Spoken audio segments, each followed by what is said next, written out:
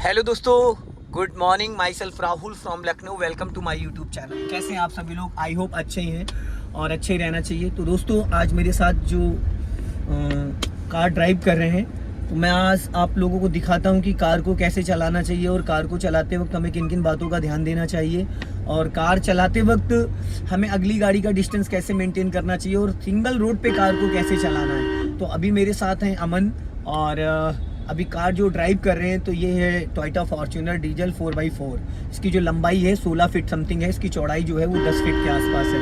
तो यहाँ पे हमें जैसे कि अभी आप देख रहे हैं तो ये जो बोनट है इसका ये करीब 9 फीट लंबा है। इस बोनट का जजमेंट कैसे लेना है, क्योंकि आगे अगर जस्ट गाड़ी के आगे कोई बच्चा खड़ा होगा 7-8 साल का तो हमें नज़र नहीं आएगा, क्योंकि गाड़ी की लंबाई जो है और चौड़ाई की वजह से हमें पता नहीं चल पाएगा। तो इसके लिए थोड़ा सा हमें अलर्ट रहना और अपने लेफ़्ट वाले ORBM को हर 2-2 सेकंड में रिकॉल करते रहना, ताकि हमें ये कंफर्म रहे कि हमारे लेफ़्ट से कौन सा बाइक, कार जो भी है, कुछ लोग लेफ़्ट से ओवरटेक करते हो तो यहाँ से काफ़ी आपको हेल्प मिल जाएगी समझने के लिए। तो अभी सिंगल रोड पे हम चल रहे हैं और सिंगल रोड पे क्या होता है कि सामने से कई बार गाड़ियाँ आती हैं और बहुत फास्ट गाड़ियाँ आती हैं। तो ऐसे में हमें क्या करना है कि अभी इंजन वाइब्रेट करने लगता है। जैसे बहुत सारे लोग हैं, डीजल गाड़ी में क्या होता है ना कि अगर आप बड़े गियर में चल रहे हो और स्पीड आपकी नहीं है, आपकी गाड़ी में स्पीड नहीं है और बड़े गियर में चल रहे हो तो इंजन वाइब्रेट करने लगता है। तो ऐसे में क्या है ना कि आपकी कार की क्लच प्लेटें बहुत जल्दी ख़राब हो जाएंगी और क्लच प्लेटों के साथ साथ क्या है ना कि इंजन हीट करेगा। जैसे कि क्या है ना, अभी जैसे सेकंड गियर में गाड़ी को इन्होंने स्लो किया, सेकंड गियर में स्लो करने के बाद हाफ क्लच पे गाड़ी को उठा दिया, क्योंकि यहाँ पे पैरों का जो मेन होता है खेल पैरों का। अब ये क्लच दबाते हैं तलवे से, क्लच हमेशा दबाना चाहिए टो से, क्योंकि इनका पैर जो है करीब 3 इंच से ज़्यादा पैडल से ऊपर निकला रहता है। ये पूरी ताकत लगाते पर वहाँ क्लच तक पूरी ताकत पहुँच ही नहीं पाती। कभी भी आपको तलवे से क्लच को नहीं इस्तेमाल करना। अगर आप तलवे से क्लच को इस्तेमाल करोगे पूरी तरीके से क्लच आपका कंट्रोल ही नहीं हो पाएगा। ये जब भी क्लच दबाते हैं, क्योंकि इन्होंने आदत अपनी डाल रखी हमेशा तलवे से क्लच दबाने की, और ये चीज़ क्या होती है कि हमेशा अपने टो से, हमें अंगूठे वाले पॉइंट से क्लच को दबाना चाहिए। जब भी ये क्लच कार को कंट्रोल कर रहे हैं तो इनका इंजन वाइब्रेट कर रहा है, स्मूथ तरीके से कार का इंजन कंट्रोल नहीं हो पा रहा है। हल्का सा इंजन गियर में एक्टिव रह रहा है, ये उसको डीएक्टिवेट करने पर डीएक्टिवेट पूरी तरीके से हो नहीं पा रहा है। तो इसके लिए हमें थोड़ा सा अलर्ट रहना है, पहले से थोड़ा अलर्ट रहना। जो पैरों का पोर्शन है ना वो प्रॉपरली होना चाहिए। कुछ लोग पैर ऐसे खड़ा करके रखते हैं और कुछ लोग ऐसे रखते हैं। तो पैर एकदम खड़ा करने से क्या होता है, पैडल जो है ना आपके तलवों के बीच में आता है, हमेशा अंगूठे वाले पॉइंट से। अभी भी राइट वाला पैर तुम्हारा बहुत ऊपर है, आदत ही गलत डाल रखी है क्लच, एक्सीलेटर और ब्रेक यूज़ करने की। जब भी ऐसी कोई सिचुएशन, क्लच का कंट्रोलिंग बहुत ज़रूरी है। यहीं से लेफ़्ट ले लो, अपना लेफ़्ट ही दबा के रखो। जितना लेफ़्ट रखोगे उतना सुरक्षित रहोगे। हमेशा टर्निंग पे लेफ़्ट ज़्यादा ध्यान देना है। अब देखो, ये कुछ ऐसे लोग भी मिलते हैं जिनको अपने राइट और लेफ़्ट का कोई भी अंदाज़ा नहीं होता है। अपना लेफ़्ट दबा के राइट टर्न करना। हाँ,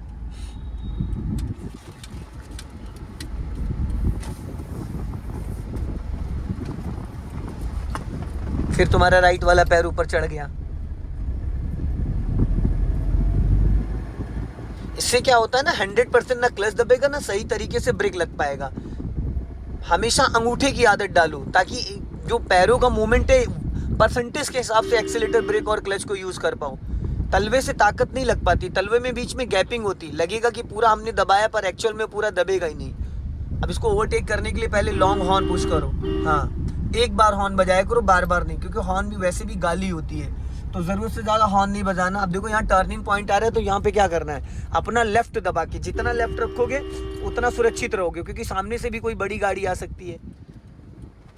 कुछ लोग क्या करते हैं, पूरा अपना राइट सटा के टर्न करते हैं, तो सामने से जो भी गाड़ी आती है वो ब्लैंक भिड़ने के चांसेस हो जाते हैं, उसको दिख ही नहीं पाता कि गाड़ी कौन सी आई है। तो एक चीज़ हमेशा आप नोटिस करिए कि जब भी कभी भी आप कार को टर्न कर रहे हैं जहाँ पे अंधा मोड़ है, जैसे अब ये देखो बहुत ही नैरो है और बहुत सकरा रास्ता है। यहाँ पे अगर हम देखेंगे ना तो बहुत ही कम जगह और यहाँ पे अचानक गाड़ियाँ आ जाती हैं लेफ्ट साइड से।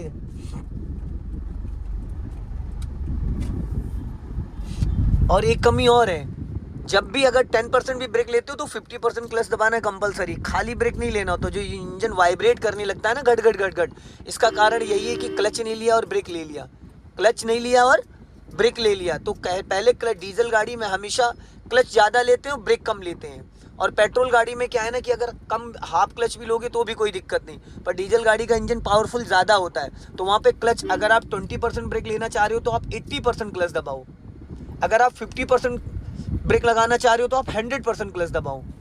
इस तरीके से तो इंजन फ्री हो जाएगा, और एक तरफ इंजन एक्टिव रहता है, दूसरी तरफ ब्रेक लगा देते हैं जिससे इंजन वाइब्रेट करने लगता है। और जितनी बार क्लच को रिलीज़ करते हो पैर को पोजीशन सेट कर लिया करो, पैर पीछे खींच लिया करो, हमेशा 2-3 इंच पैर ऊपर खिसका रहता है, जिससे क्या होता है धीरे धीरे थोड़े टाइम बाद वो पैर इतना ज़्यादा ऊपर खिसक जाता है कि जब हम क्लच दबाते हैं तो क्लच हमारे तलवे के पोजीशन तक दबता है, ना कि मतलब टो से दबता है। और हमेशा क्लच को टो से दबाना चाहिए जिससे कि क्लच पूरी तरीके से दबे।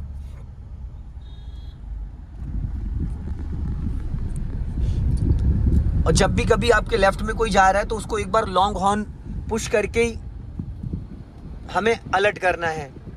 कई बार क्या होता है ना, हमने हॉर्न दे दिया और अचानक हमने गाड़ी को निकाल दिया, अब वो अचानक लेफ्ट या राइट टर्न कर देता है।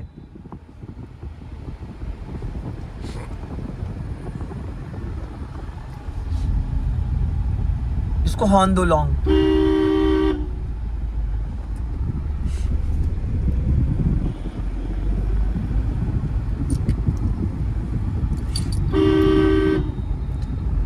अब ये जो गलियां, यहाँ से कभी भी कोई भी अचानक निकल के आ जाता है, कभी भी कोई भी कहीं से भी आ जाता है, तो इसलिए जब भी कभी कोई लेफ्ट या राइट से गली आए तो उसके लिए थोड़ा सा पहले अलर्ट रहा करो।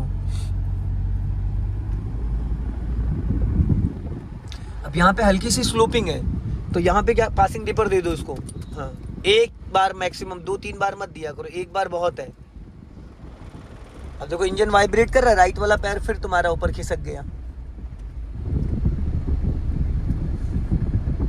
वो आदत गलत डाल दी है ना पहले से, जब चलाने लगे हो तो उससे पहले से आदत धीरे धीरे गलत डालते चले गए, जिसकी वजह से ऐसा लगता है कि तलवे, जैसे उंगलियों से फिंगर से हम पेन को पकड़ते हैं उसी तरीके से बहुत ही बारीकी से हमें एक्सीलेटर यूज़ करना होता है। एक्सीलेटर और ब्रेक तो एकदम बहुत स्मूथ होता है।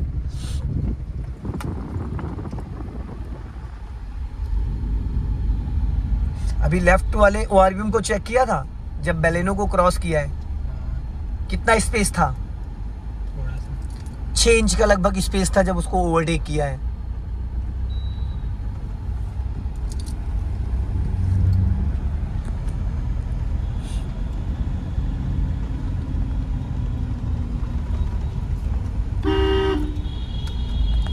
सामने वालों के लिए हॉर्न का कोई मतलब नहीं, पासिंग डिपर से बस एक बार पासिंग डिपर दिया करो, बहुत ज़्यादा नहीं। हाँ, अगर नहीं हट रहा है, बहुत फास्ट आ रहा है तो 2 बार भी दे सकते हैं, क्योंकि जैसे हॉर्न गाली होती है वैसे पासिंग डिपर भी।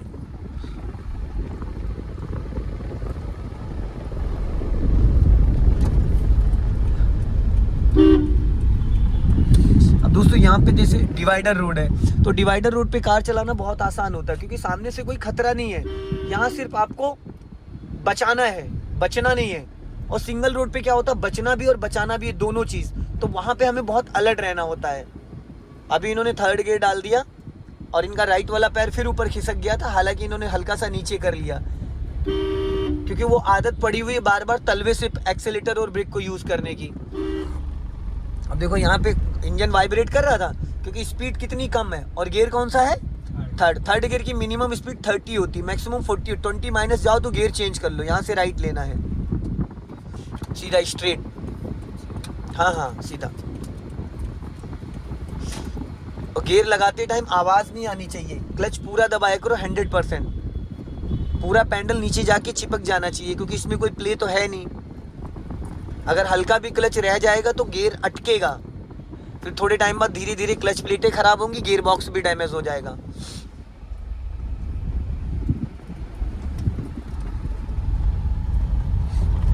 अब जैसे लेफ्ट में देखो गली आ रही है, यहाँ से कभी भी कोई भी निकल सकता है, लेफ्ट और राइट में, तो इन गलियों से खतरा है। सामने का तो हमें नजर आ रहा है, कौन आ रहा है कौन जा रहा है वो हमें प्रॉपर नजर आ रहा है, तो हमें बस ये ध्यान देना है कि हमारे लेफ्ट और राइट से जो आते जाते लोग हैं उनसे बचना और बचाना दोनों चीज़ें हैं। अब लेफ्ट में 2 आंटियाँ जा रही, इनको अलर्ट करने की जिम्मेदारी हमारी है, क्योंकि बड़ी गाड़ी हम चला रहे हैं तो आने जाने वाले लोगों को हमें अलर्ट करना है। स्पीड मेंटेन कर लो,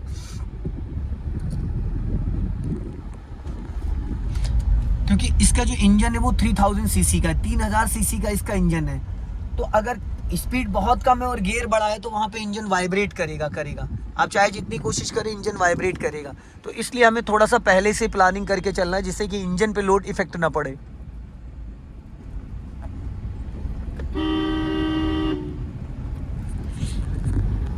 अभी टी पॉइंट से हमें राइट टर्न करना है। अपना लेफ्ट दबा के, हाँ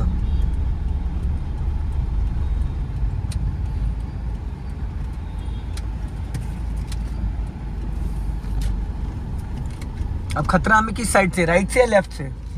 लेफ्ट साइड से। हमेशा टर्निंग पे हमें जो खतरा होता है वो अपोजिट साइड से होता है, क्योंकि जिस साइड हमें जाना उस साइड तो हमें टेंशन नहीं है, लेकिन जिस साइड अपोजिट साइड वाले जो आते हैं वो बहुत फास्ट आ रहे होते हैं, तो उनसे हमें बचना और बचाना है। अब दोस्तों देखो आ गई 17 सेक्टर की आपकी सब्जी मंडी, और यहाँ पे काफ़ी रश रहता है, तो बहुत अलर्ट होके गाड़ी को निकालना है। तो मेरा मानना है कि सामने से चलोगे या लेफ्ट से चलोगे? चलो सीधे ही निकाल लो, ट्रैफिक में थोड़ा सा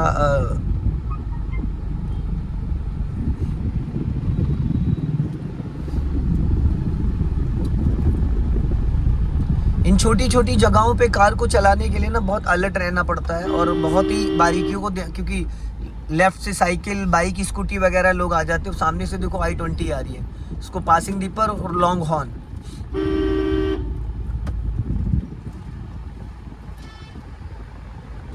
अपना राइट दबा के हल्का सा निकालना है। हाँ अपने लेफ्ट वाले ORBM को चेक कर लेना, जैसे कि लेफ्ट में स्कूटी खड़ी ना। ऐसी मंडी में दोस्तों गाड़ी को निकालने के लिए थोड़ा सा अलर्ट रहना पड़ता है। चलो धीरे धीरे।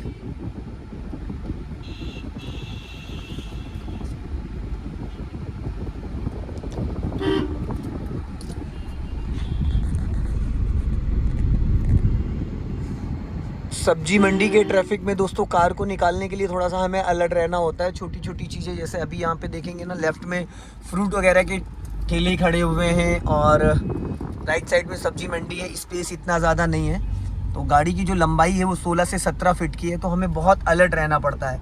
सामने से देखो बच्चे भी आ रही है, वैगनार भी आ रही है, तो हमें खतरा वैगनार से कम है, बच्चों से ज़्यादा है, क्योंकि बच्चे रॉन्ग साइड में आके खड़े हो गए हैं। दोस्तों वीडियो पसंद आए, वीडियो को लाइक करें, शेयर करें, कमेंट में ज़रूर बताएं कि वीडियो कैसा लगा। अगले वीडियो में फिर मिलते हैं। जय हिंद, वंदे मातरम।